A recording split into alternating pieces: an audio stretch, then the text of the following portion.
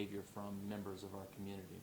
Very few members of our community, but nonetheless ones whose behavior have not only impacted why we're here today, but left some traumatic injuries to communities all across our city. I want to say that my thoughts and prayers with those victims that are impacted, especially to the young woman's family who lost her life yesterday in what appears to be just another senseless argument turned shooting. Those type of incidents are very hard for the police department to impact, not knowing when they're going to occur or where they're going to occur, between individuals who should know how to deal with their conflict other than with the use of a handgun. We saw an 11-year-old child hit by a stray bullet that went up into the sky and hit this poor kid who's trying to enjoy fireworks in his backyard, something that we have told our community over and over and over and over again that is reckless and wrong behavior, and that those bullets come down once they go into the air. I don't know how much more clear I can be about that to members of our community, people with guns. You cannot shoot those guns into the air. Those rounds are going to come down somewhere, and an 11-year-old child was impacted yesterday by a bullet. Unacceptable behavior in this community and any community. A lot of these cases are we still don't know exactly what happened in these circumstances, but I can tell you that some of the initial information, and most of them comes down to people not knowing how to deal with their conflict. Bottom line. We see an population of guns in our community, and that is a fact, with people who have no business possessing them, who are legally prohibited from possessing them, and yet they still do, and then we find ourselves in these situations. And so it's just a bad business.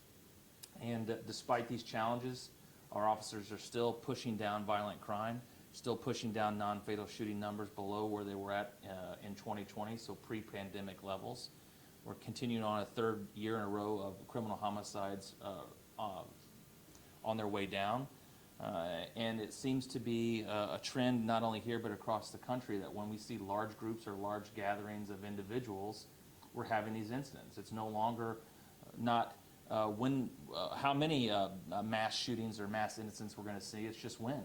It seems to be becoming normalized in our communities across the country, and Indianapolis is no exception to that. But we are undaunted by our commitment to trying to impact this violent crime wherever we can. But the police are not going to impact us alone. The community has to be better. The small number of people that are responsible for violent crime in our community have to do better.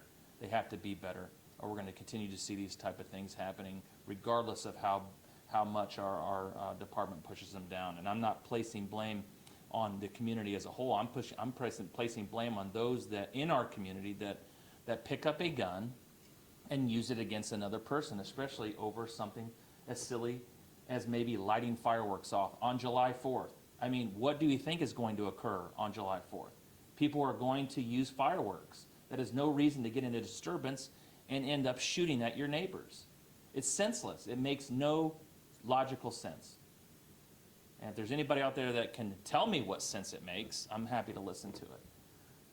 We had officers out. It was a canceled day off for a lot of our officers who did not get the opportunity to spend it with their families. We had more than enough officers out there, and I had an opportunity to listen to the radio most of the day, and they were non-stop dealing with issues yesterday. You should all be very proud of your police department. The work they did prevented some other incidents from occurring. Thousands of people came downtown and enjoyed themselves and went home and watched fireworks, and I'm proud of their efforts. So with that, I'll take any questions that you have. I may not be able to answer specific questions about the cases, as a lot of them, there's such vague information from the person impacted that I can't give you any information on it if I wanted to. Chief, obviously I can tell you're frustrated. I mean, we have this conversation, it seems almost daily with the police department about handling conflict differently. No. How frustrating or angering is it to continue to have to say this day in and day out, the same message over and over? Well, I mean, I'm the one up here trying to explain, what other people are doing, people that I have no control over. They have to be better and they have to do better. I am frustrated. I'm frustrated that for the 99.99% of the people in our community that do the right thing every single day, that continue to be impacted by that small percentage of people that just don't get it, that just don't get it, and we need help. We need help from the community to help us take these individuals who just aren't going to get it off the street. As much as we don't want law enforcement intervention, especially with our juveniles, we continue to see them more and more engaged in violent behavior. The limited number, I'm not casting a stone, so please don't take this as I'm casting stone at our juveniles. All of our juveniles are not. But we have a significant issues in our community when they continue to be impacted, and no one wants to see anyone lose their life. No matter how much that we continue to do our part to drive crime down, one single incident of violent crime where someone loses their life is way too many, and we have to be better. And as good as removing that needle, we still have a lot of work to do. Do any of the cases have specific suspects that you guys are looking for that you get descriptions for? Not at this time. Like I said, some of the incidents, most of them, there's not been given. We haven't been given a description of an individual. We get the well, I don't know who shot me kind of deal, which seems to be a normalized thing in our non-fatal shooting cases, which makes them so hard to solve either. In some cases, they may not know, but in a lot of cases, the victims do know, and they choose not to provide that information to the police, which hinders our ability to hold those people accountable. We did make arrests in 2 stabbings yesterday. Those are usually, when a stabbing occurs, usually very interpersonal conflicts that are much easier to figure out what happened. So we know individuals that were involved in the shooting that ended up with one person deceased. We do have those individuals identified, and we're working through the facts and circumstances as it relates to that particular case. Shooting like that, is that related to a juvenile disturbance? Don't know. I mean, the information we have is that it was really, really early in the morning or late at night, depending on how you want to do it or how you want to describe that. And so the individual said he was on the canal and was caught up in some sort of disturbance on the canal, between who we don't know. If you can talk about the 11-year-old, how disturbing is that? Yeah, I mean, my own children were out last night, and probably other people in this room. It doesn't matter where you live. You could hear gunfire. It's very distinctive between gunfire and fireworks, and you could hear it from my house, and so my children were out, and those bullets come down, and it's disturbing because it's preventable. It doesn't have to happen. That poor kid did not have to be impacted by a bullet yesterday. 100% preventable. Someone's reckless behavior, and you know who you are.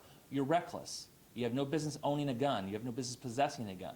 That's stupidity, and an 11-year-old is impacted by it. It's 100% preventable, and I don't know what else to say about it other than that. And you all do a great job of telling people not to do it. We do a great job of telling people not to do it, yet they still do it. So what does that tell you about the mentality of some people that own guns in our community, who possess guns? They shouldn't have them. How's the 11-year-old doing? His physical injuries, I'm sure, are fine, but I mean, I can't imagine what an 11-year-old must feel like trying to enjoy Independence Day and being hit by a bullet, watching sparklers or using sparklers or watching the fireworks. It's just disturbing and unnecessary. Last question. The situation with the woman who was killed, 4 people shot, can you confirm that police had already been there earlier in the evening and then came back after the shooting, or had dealt with this situation previously on the day?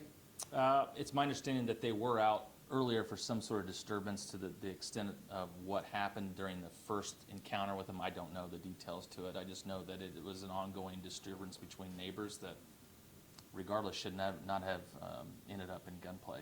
And multiple people fired shots in that situation? They're still trying to sort through that. I mean, we've identified everybody that's involved, and so it's still going to take some more investigations and statements and ballistics to figure out exactly what and who and when they did what they did. Thank you. Thank you all.